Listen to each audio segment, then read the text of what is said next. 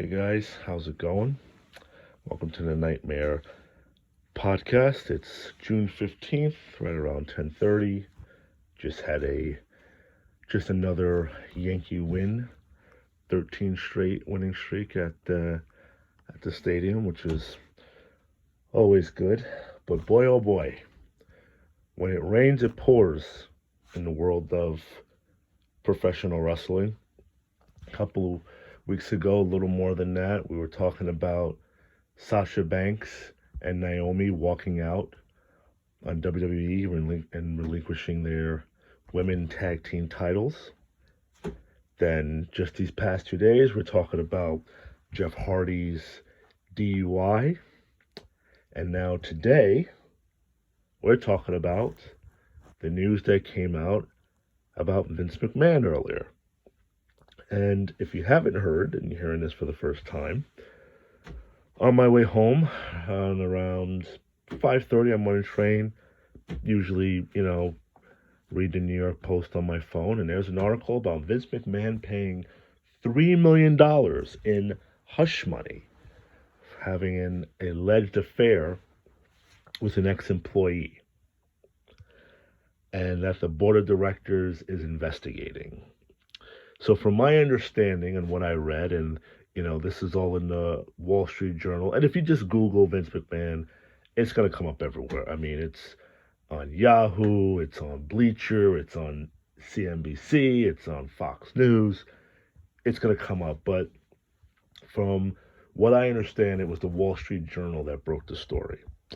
So from what I understand, it looks like, and remember everything, I'm going to tell you this, what the story is, but, everything that follows is just my opinion on what I think is going to happen.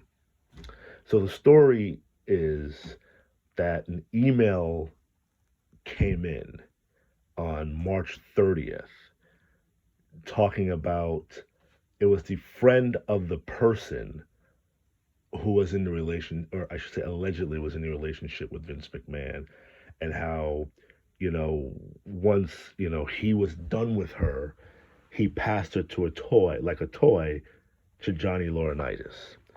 And, she was scared, she, resigned, or she left the company, but, she took this $3 million payout.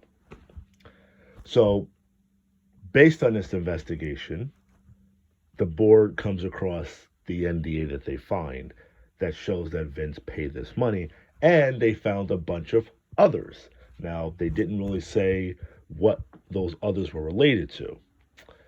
So let's dissect that. First off, when I read this story, I was not surprised. And the reason why I'm not surprised, because if you have been watching wrestling as long as I have, like I said, I started watching back, late 96, 97 is when I started watching. And if you watch the evolution of Vince, you can see where I'm going with this.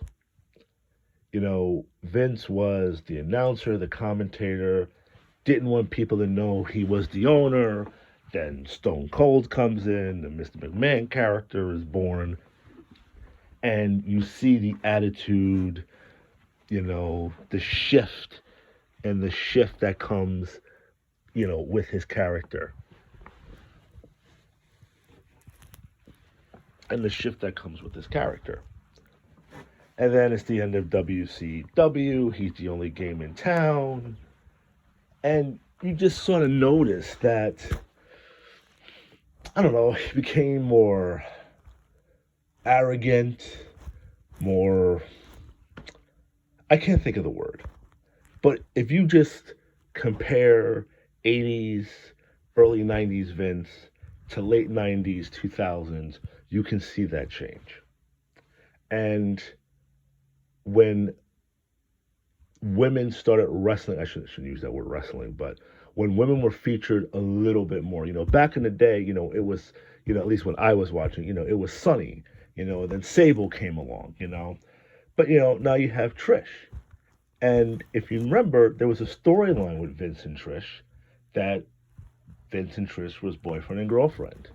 And if you remember, Vince made out with Trish in front of Linda, that whole storyline for WrestleMania 17. And if you look at the history, Vince always seemed to find himself in a position where he was in compromising situations with all the beautiful women. He's tonguing Trish, he's tonguing Stacy Keibler. He's in positions with Tori Wilson, Dawn Marie, and for those of you who don't remember, because she really wasn't that popular, but she was around for a little bit. She was more around, I think, 2003, 2004, 2005. Dawn Marie was a diva, like I said. You know, some of you may remember the name, but she wasn't somebody that's going to pop out to, a casual wrestling fan. There's another, Candice Michelle, Eve Marie, you know, he was just always in those positions. And you just wonder, like, does he just do this? So you could sort of just give him the excuse that he could just cheat on his wife.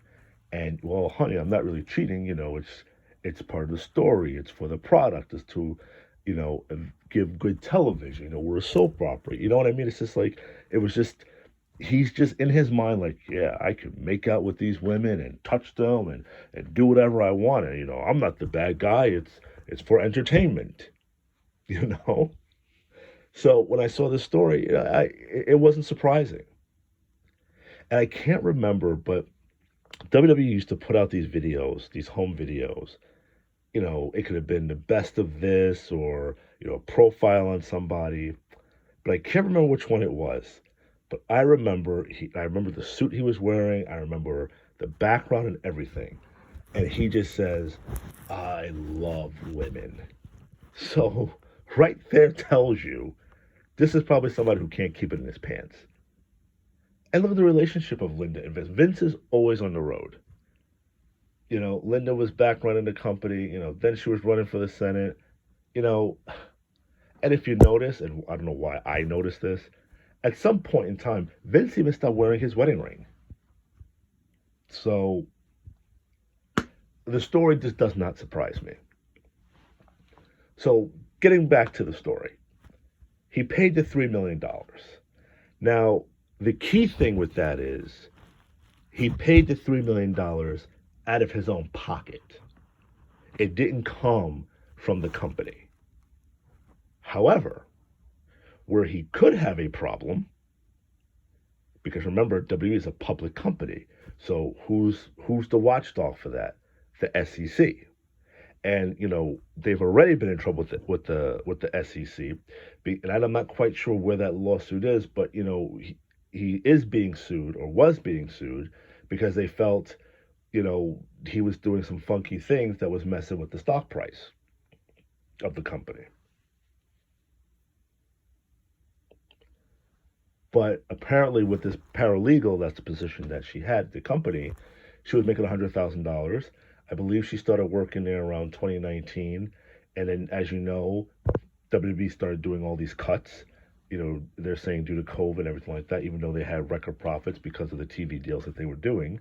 But they were laying all these people off, but yet she gets a bump up of a salary to $200,000. She gets an extra $100,000. So now they're trying to figure out the timing of that, because if that was due to relationship, while the relationship, based on relationship, well, you cannot sit there and give your mistress a raise like that or give money like that with company funds. So there's some SEC rules that he could have violated by doing that.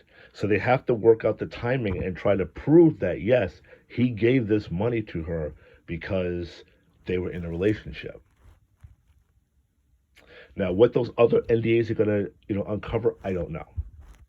But the other key thing that's here, and there's a reason why I'm saying this, is we haven't heard the words sexual harassment.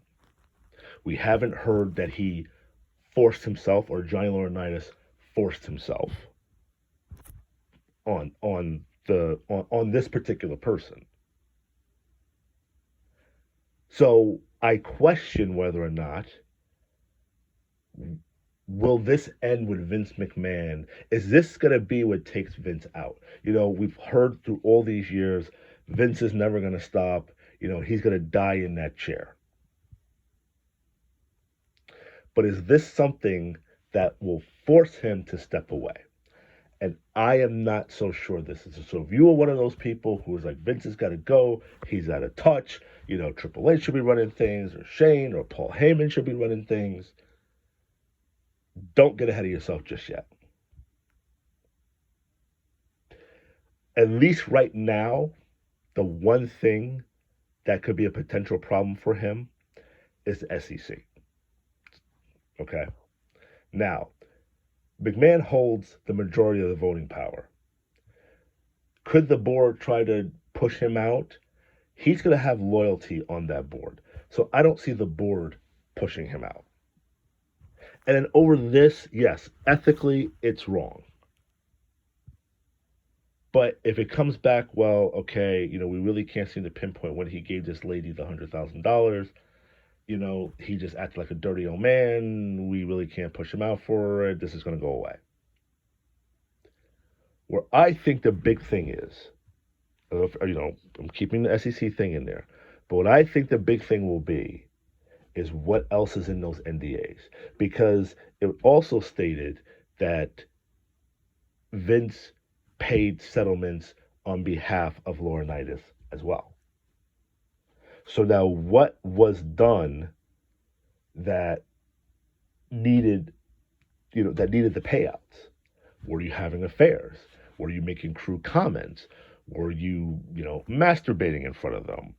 Because that's what the guy, the stand-up comedian, I see his face, but his name is escaping me, because that's what he did, and I got him in trouble for a little bit. What's in those other NDAs? And depending what's in those NDAs, that's a possibility that could be problems for Vince. But I still struggle to see the impact. Because remember, this is a wrestling company. We want to say entertainment, whatever, but primarily this is a wrestling company, okay? The movies suck, okay? They tried to do the XFL thing again. That bombed. I mean, you could probably blame COVID this time around, maybe, but the first time, it sucked. But this is a wrestling company. Is the level of people caring enough for the pressure of the publicity, of the negative publicity, to bring them down? Now, this lady signed the NDA, and again, from what we're hearing, everything was consensual. So at least for now, we're not looking at a Harvey Weinstein situation, a Bill Cosby situation, or a Kelly situation. We're not looking at that right now. If that was to come down the road, if the NDA was to show that there was a problem and they want to interview these women, because, it's funny that these guys want to do these NDAs, but you can't do NDAs, or at least I believe you can't enforce these NDAs to cover up an illegal activity. Okay? Yes, the NDA for the consensual affair, okay, that's different. But, if you watch me shoot somebody or kill somebody, I cannot turn to you and now say, now listen, you just saw me do this. Keep your mouth shut. Sign this NDA that says you're never going to speak about it in case the cops question you. You're not going to say anything. Here's a $10 million check. Now go away. How can that be enforced to cover up a legal act? Because you cannot force yourself on women. So to sit there now and say, okay, listen, I know I forced myself on you, but listen, here's $5 million, sign this piece of paper, and go away. How does that work? But the level of caring, I don't know it's going to be there. Because I was thinking back on my train ride home. When was wrestling, when was that negative publicity really there for wrestling?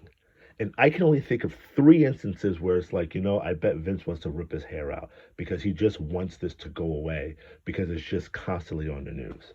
And the 3 times that I could think of is back in the early 90s when he had the steroid trial, the death of Owen Hart, and the death of Chris Benoit. Those are the 3 times that I could think that had wide-ranging you know, interest. When the Me Too movement was happening, I bet people probably don't even know this, probably didn't even see it.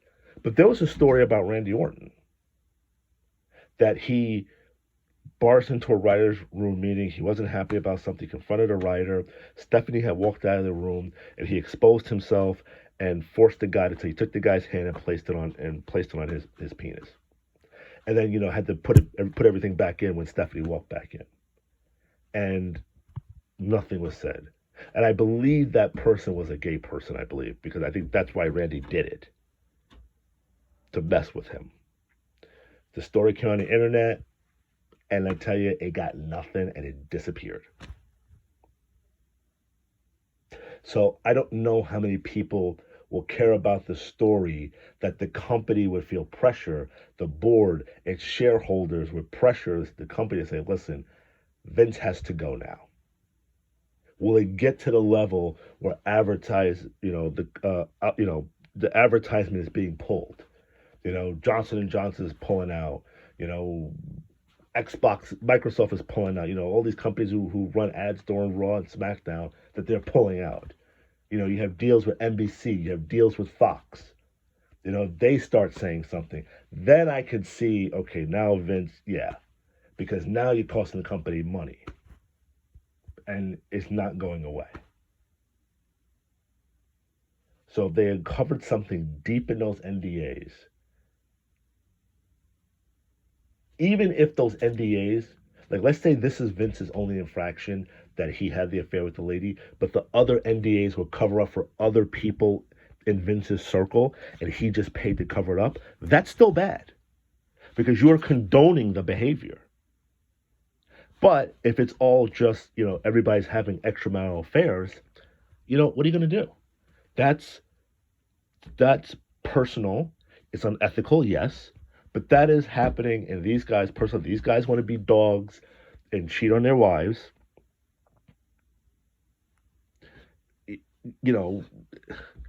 Yeah, okay, Vince is an asshole for condoning it and encouraging it because okay, we'll just pay this person off now. That's a problem. I'm sorry, it's an ethical problem, but it's not a problem that will say, okay, Vince has got to go because he helps guys cheat on their wives. So at least right now, it's the raise that Vince gave to this woman. Right now, that's the big thing right now. That's what can get him in trouble because, again, the $3 million came out of his own account. And Vince can do whatever he wants with his money. And Vince having an affair is not illegal. Ethically, it's wrong, yes, but it's not illegal. It's not against the law. He's not going to go to jail for that. And you can't fire him for that. Well, I mean, in a sense you can because, a powerful person. But again, if it's consensual, how do you do that? If this is between two consenting adults, how do you do that? Now, again, we weren't there. We were in the room. We haven't heard her side of it. We most likely will not hear her side because she signed the NDA unless they find something criminal, again, that he forced himself on her. Then that might change. But just going off of what was read so far, that this was a consensual relationship between two adults, somewhere down the line, I don't know if Vince got tired of her or, he's bragging to Laurinaitis and, Vince is like, well, hey, yeah, go ahead, Johnny, now you have fun with her. I don't know. But somewhere along the line, everything fizzled out. She left the company and, that was, the email that her friend sent said that she was scared. Scared of what? Don't know yet.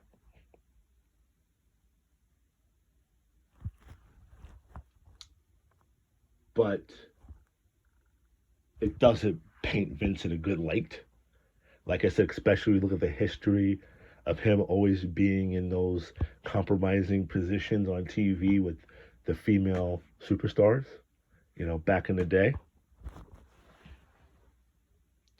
But what I see probably in the immediate future, I can see Johnny Laurinaitis resigning. I can see him being the fall guy. And also, you have to wonder, will we ever find out what happened with this event? It could just get swept over because remember, it's a wrestling company. How many people care? Again, this is not Bill Cosby. This is not R. Kelly. This is not Matt Lauer. This is not Roger Ailes from Fox News. This is wrestling. Nobody gives a shit about wrestling. Now, if this was The Rock, and let's say The Rock was still wrestling for Vince, yeah, that would be a big deal because Rock, pretty much transcends the company. If it was John Cena, different story. It would be everywhere. If it was Hulk Hogan back in the day, it would be everywhere. But if it was Triple H, nobody's gonna give a shit. If it was Shawn Michaels back in the day, yes, because Shawn Michaels carried the company. If it was Undertaker, nobody's gonna give a shit. If it was Chris Jericho, nobody's gonna give a shit. And unfortunately, that's how it is. Think back, when A-Rod was going through his whole thing with the steroids. That whole list had other players on it. But whose was the biggest name on that list? A-Rod. And that's why they went after him. And that's why he was the one who got all the heat. And yeah, he fucking lied. I mean, come on. I'm not, naive to the fact that, that he lied. But was it fair that all the heat came on him? He was not the only player's name that was on that list, but he was the biggest name. So you line up all those people that I mentioned, Roger Ailes, R. Kelly, Bill Cosby, all the people who've been in trouble for sexually harassing women. And now if something comes out about Vince, you put Vince on that list, Vince gets lost in that shuffle because nobody gives a shit. And it's probably a good chunk of people who don't even know who the hell Vince is. Vince McMahon. Yeah, is that guy who wanted to do that XFL thing? Oh, yeah. Oh, he has wrestling? Oh, yeah, that's WWE thing, right? Oh, yeah. Come on. That's how our society is. That's how our world is.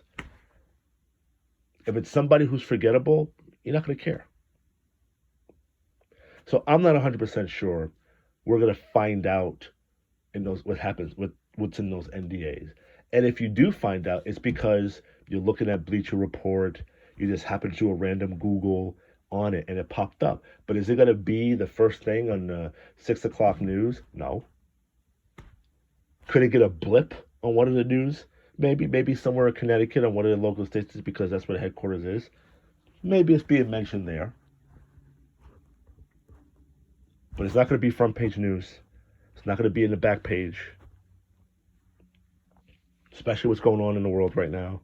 I mean, even what's happening in the Ukraine is really not the front news anymore. It's all about the gas prices and inflation and Biden's freaking mental capacity. So even COVID, you hardly hear about COVID anymore. You get a little thing here about the children's vaccines, but you barely hear about COVID now. So, again, I think if you're one of those people who's hoping this could be it, this could finally get rid of Vince and, storylines and everything could get better, I don't know, guys. I wouldn't hold your breath on it. I just don't see it unless there is something really damning that comes out. And again, we may or may not find out. Yes, the board hired an outside law firm to find out what's going on. But there's not going to be a special news conference that's going to announce what happened. Yes, those who follow wrestling will know. But will that translate into change? The only change I see is Laurinaitis going bye-bye. That's all I see right now. The key is those other NDAs. How far back did they go? And what was it surrounding? Was it just consensual affairs? Or is it something more? Was somebody underage at the time of an affair?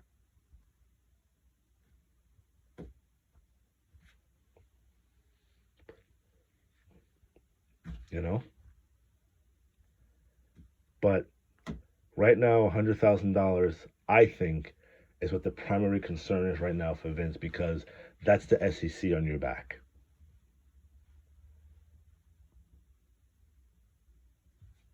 not the $3 million. Came out of his own pocket. And, listen, Vince is a smart guy. He surrounds himself with smart lawyers.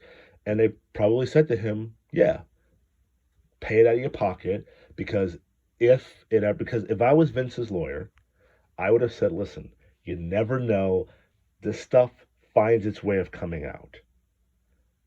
To, try to keep less eyes or draw attention to it, pay the money out of your pocket. Don't give it from company funds. Now, the raise, he could have just did that on his own. The lawyer didn't know. And then again, it depends on the timing. But I mean,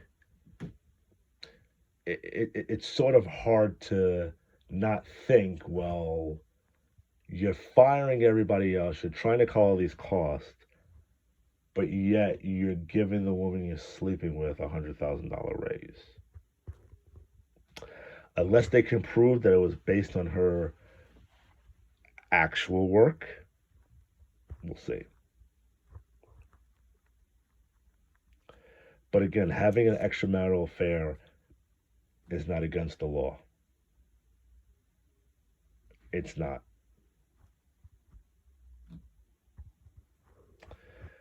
So usually I say stay tuned, but I don't know if we're going to find out the whole story. I hope we do. I'm going to keep looking it up and Googling to see what comes out, because this is a big story in the wrestling community of wrestling fans. It's a big deal because we've always talked about who would take the helm after Vince. And it was always said it would never be just one person. It would be a combination.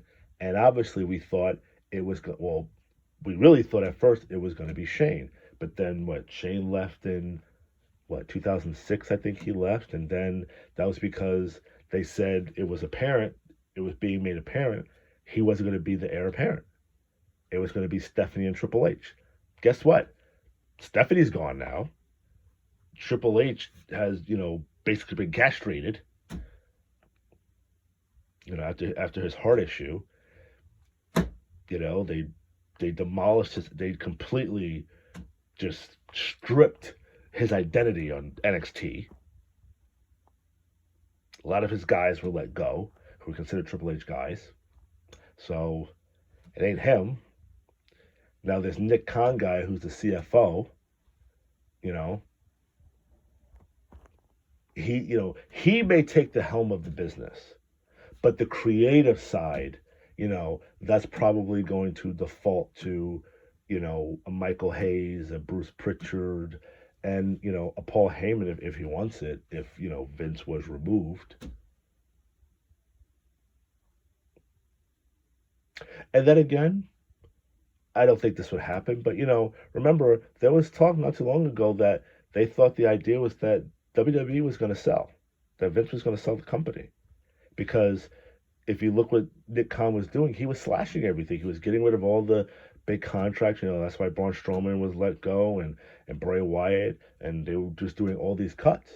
Because when you want to sell the company, you got to make that balance sheet look pretty. A lot of cash, high assets, low liabilities.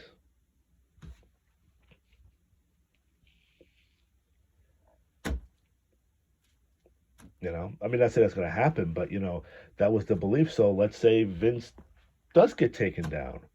Do we now initiate the sale of the company? Or, do we keep it in-house? What do you bring Shane back? But that's just all speculation. Because I just don't see Vince going anywhere. I think this is something that Vince can probably ride out. That everybody else is going to take the fall except for him. Again, unless shareholders start speaking up and advertisers start pulling. But even if will we hear about it, again, it's a wrestling company.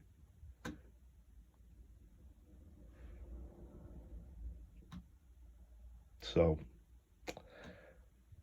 I'm going to keep following and see what happens. Definitely after you guys listen to this, I hope you do. Leave your comments. Tell me what you think. What do you think is going to happen? Do you think this is what gets Vince? Do you think Vince survives?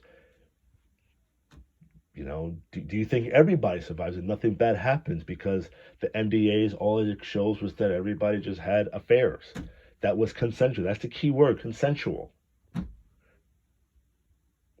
Now, you might say, well, it's not really consensual because, if the powerful man who is the owner is approaching you and now you say you get fired, that is true.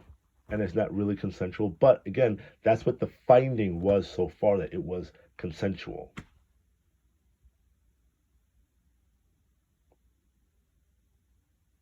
So, but it's been interesting lately in the world of wrestling. So, what the hell's going to come out next?